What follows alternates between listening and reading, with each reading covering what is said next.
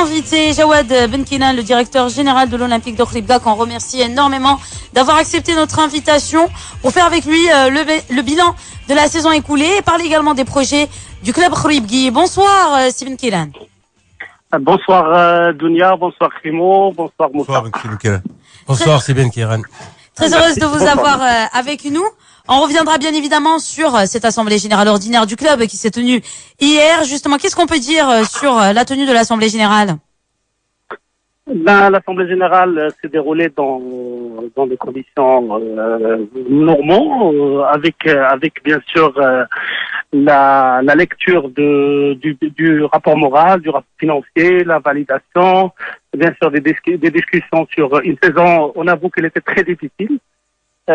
Donc voilà, généralement, l'Assemblée générale s'est passée dans des conditions très normales.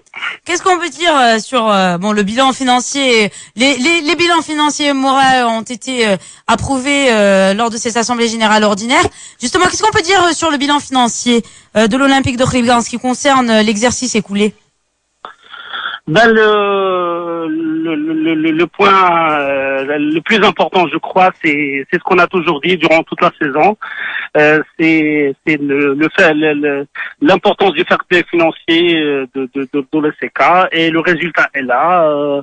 L'année dernière était très difficile. Il y avait un déficit de à peu près 7 millions, plus de 7 millions de dirhams. Cette année, il y a un excédent de à peu près 2 millions 800 000 dirhams. Ouais. Donc ça c'est avec bien sûr c'est-à-dire toute la saison on a insisté à garder une très bonne gestion des finances.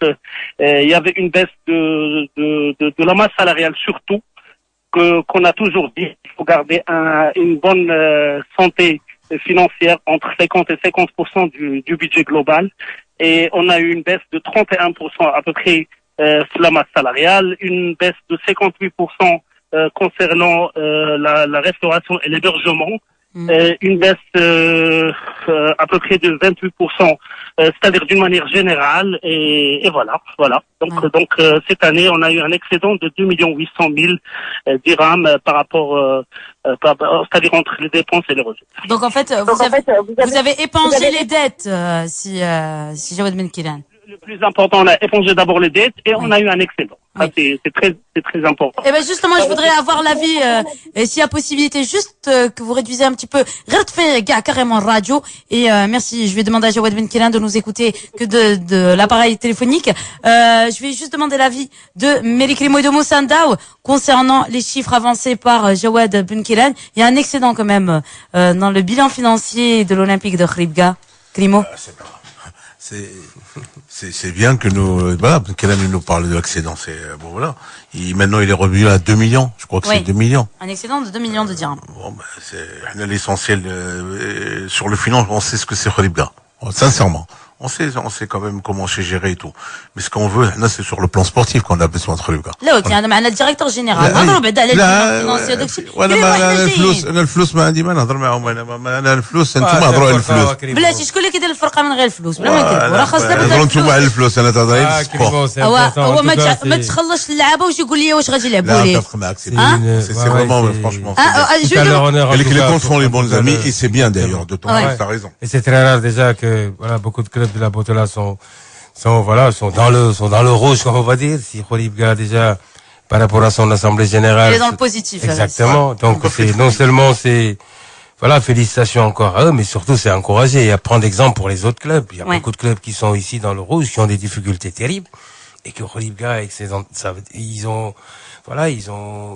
veut dire que le club est bien géré surtout. En tout cas.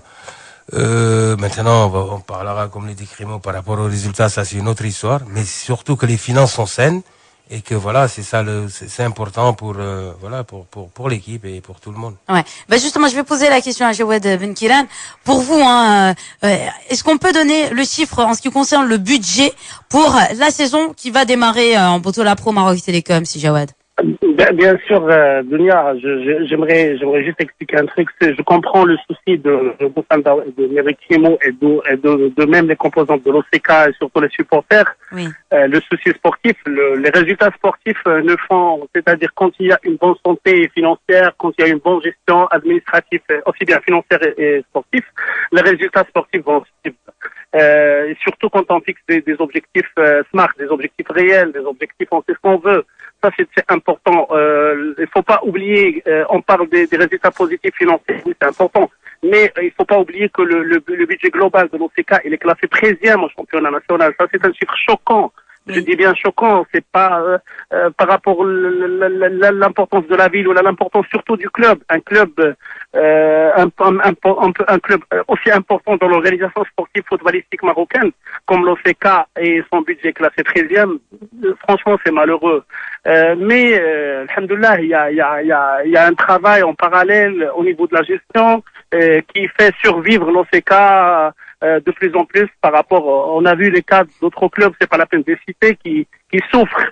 Donc, si on arrive à instaurer un budget, un projet réel, un projet réaliste, un projet, c'est-à-dire qui respecte les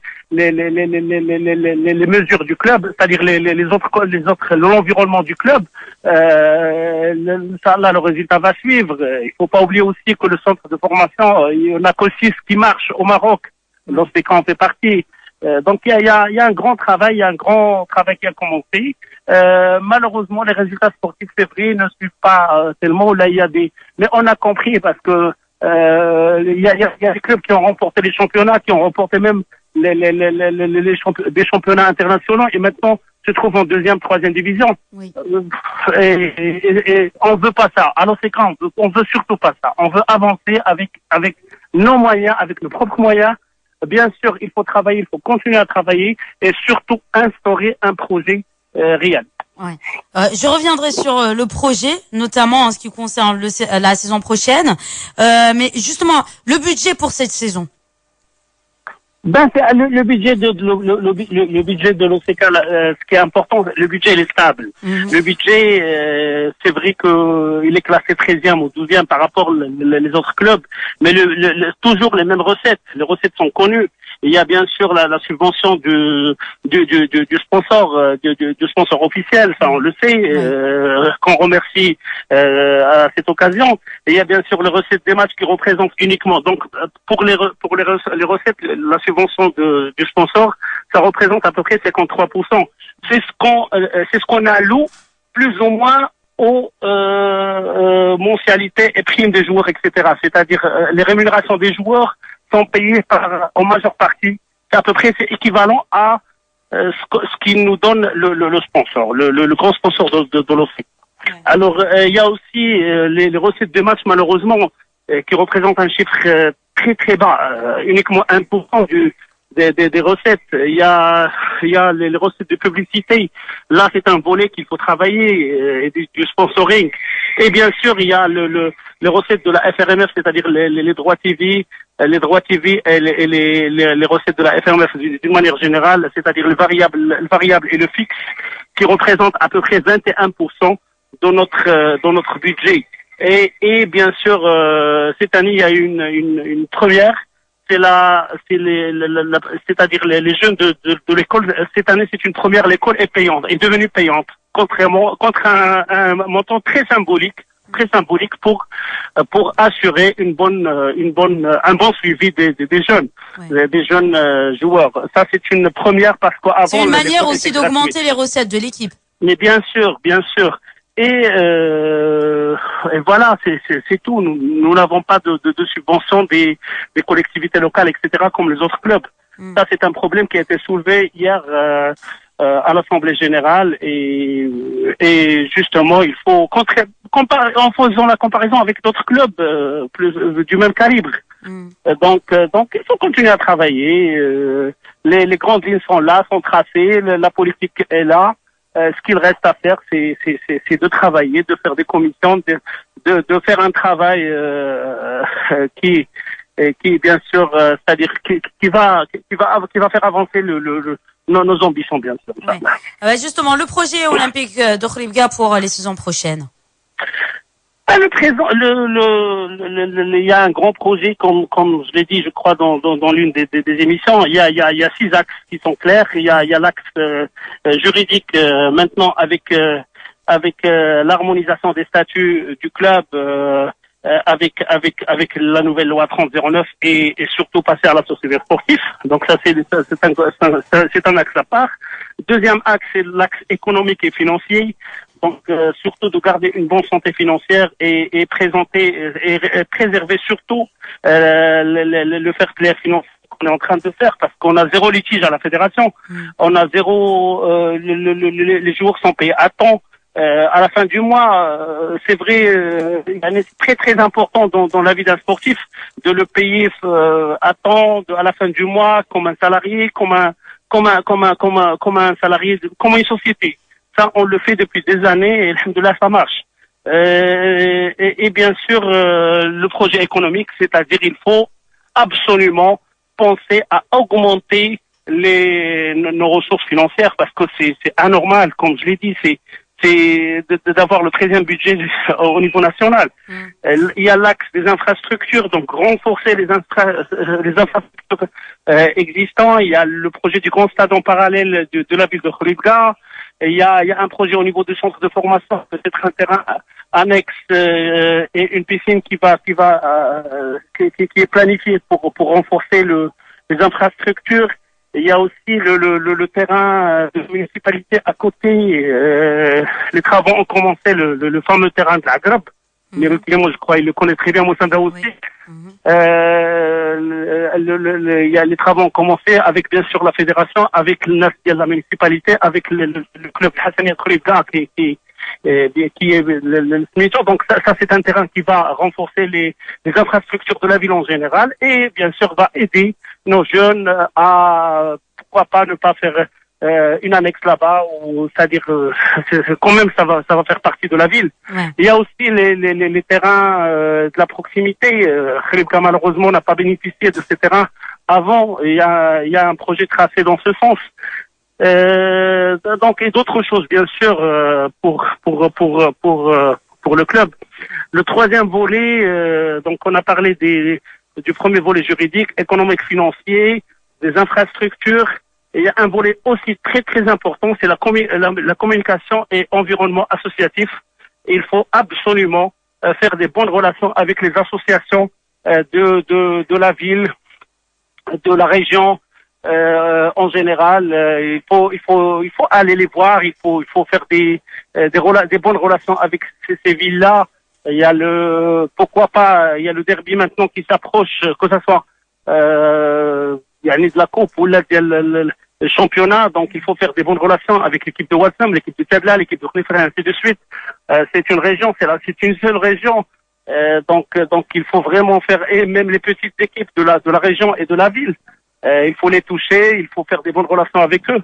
Et au niveau de la communication, que ce soit externe ou interne, absolument on doit faire un travail supplémentaire dans ce sens.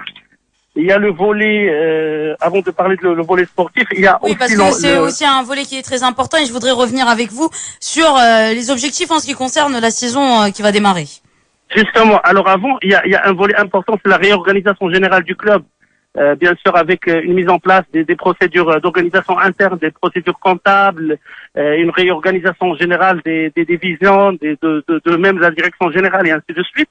Et le volet sportif, je l'ai laissé à la fin, le volet sportif, donc en plus du travail qui se fait au niveau du centre de formation, un grand travail d'ailleurs, il y a 5 ou 6 joueurs maintenant qui jouent avec l'équipe première. C'est la première promotion du centre de formation qui a été inaugurée il y a 3 ans. Maintenant, on voit les fruits. Alhamdoulilah, il y a 5-6 joueurs natifs 98, 99 qui s'entraînent, qui jouent avec l'équipe première. Ça, c'est très, très, très important. Donc, il faut continuer dans ce sens pour faire un bon accompagnement au niveau, que ce soit au niveau sportif, au niveau technique, au niveau médical, au niveau éducatif, au niveau de restauration, et ainsi de suite. Donc, les jeunes ados, on doit prendre soin d'eux. C'est nos enfants, donc c'est l'avenir. Il faut renforcer absolument le volet de la formation. Oui, et ce n'est pas l'équipe première à la fin. Ouais. L'équipe première à la fin, c'est le plus important, je crois, que tout le monde, surtout les supporters de l'OCK. Donc le volet, bien sûr, les objectifs sont clairs. Milieu de tableau, pourquoi pas ne pas aller loin dans la compétition de la Coupe du Trône, surtout qu'on était champion il y a 2 ans, il y a uniquement 2 ans. Donc, Inch'Allah, notre objectif, c'est d'aller le plus loin possible, et surtout de faire jouer les jeunes ados, de les renforcer avec des joueurs talentueux, et ne pas souffrir comme les années dernières au niveau sportif, parce que c'est inadmissible de jouer chaque année avec le maintien. De matière. Voilà. Oui. Donc l'objectif est très très clair. Justement, par rapport au mercato, et ça sera ma dernière question, le mercato, finalement, Amin Tirzouil reste ou il part? Amin Tirzouil, il a un contrat avec l'équipe, je l'ai toujours dit, il est avec nous. Sans manque de poids, non, mais on sait qu'il est avec vous, il a disputé les matchs de Coupe du Trône. Il n'y a rien d'officiel, Dounia. Nous, il est avec nous, il a joué, c'est un joueur professionnel, je le remercie pour son professionnalisme, il s'entraîne correctement, il aime le club, contrairement à ce que disent les gens, il est en train de faire un bon début de saison.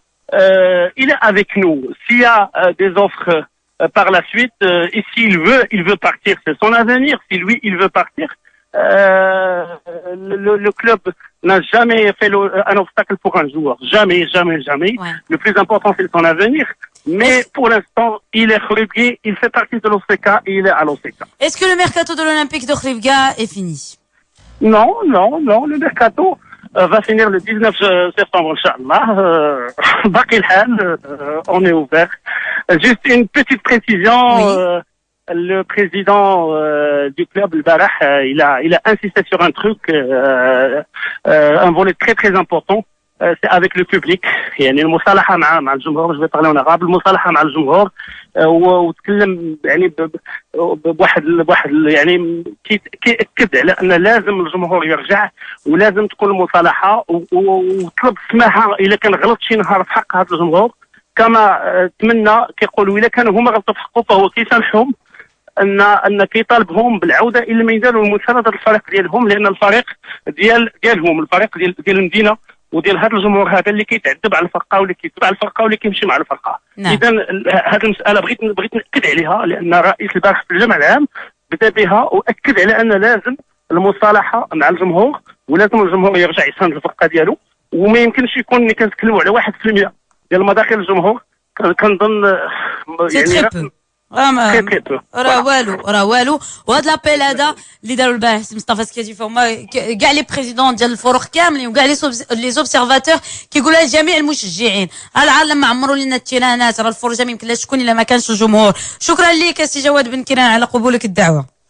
مرحبا لك. À très bientôt, Inch'Allah. Voilà, c'était le directeur général de l'Olympique de Khlibga. Un petit commentaire, Moussa, sur tout ce qu'on a entendu. C'est un projet ambitieux quand même, hein, de l'OCK. Oui, ambitieux, c'est vrai que, voilà, en tout cas, par rapport à ce qu'il a dit, c'est vrai que les finances sont au beau fixe. De ce côté-là, il n'y a pas de souci à se faire. C'est le nerf de la guerre et l'argent, comme le dit souvent Crimo. C'est les joueurs, le staff et tout, en tout cas, ils n'ont pas de souci à se faire. Par contre, voilà, sur même s'ils ont le 13e budget du championnat, comme il dit. Par contre, voilà, c'est au niveau sportif que cette équipe de Khlibga qu'on l'attend beaucoup plus. Même si c'est vrai, il dit que, voilà, il est situé entre la 10e place et tout. Il veut plus subir, en tout cas, ce qu'ils ont subi ces dernières années. Sur les dernières années, ouais, le spectre de la relégation qui était là, comme une épée de Damoclès. À part la saison où l'OCK a fini dauphin du Wydad de Casablanca. Oui, donc voilà, mais en tout cas, ils ont plus envie de connaître ces saisons galères par rapport surtout à un club qui est stable et qui a une région où il y a énormément de potentialité. Donc voilà, maintenant il faut passer aux actes, travailler, mais ça passe aussi au niveau des résultats par une stabilité au niveau technique. Il faut surtout à ce niveau que les entraîneurs qui vont là-bas, qu'ils les laissent bosser. C'est pas au bout de 2 ou 3 matchs qu'on vire un coach, qu'on amène d'autres et qu'après on va vouloir avoir des résultats. Donc un projet c'est ça aussi, c'est mettre un entraîneur en place et le laisser bosser, lui donner les moyens dont le club dispose pour essayer tant soit peu voilà de jouer en tout cas les rôles comme il le dit. S'accrocher entre la 8e et la 10e place, c'est largement possible pour cette équipe de Khoribga. Ils ont leur terrain qui est refait, ils ont le centre de formation comme il dit, qui commence à sortir des jeunes s'ils sont intégrés dans l'équipe. Maintenant, il faut qu'ils recrutent de façon intelligente, surtout par rapport à ce qui leur manque pour essayer de bien figurer dans ce champ.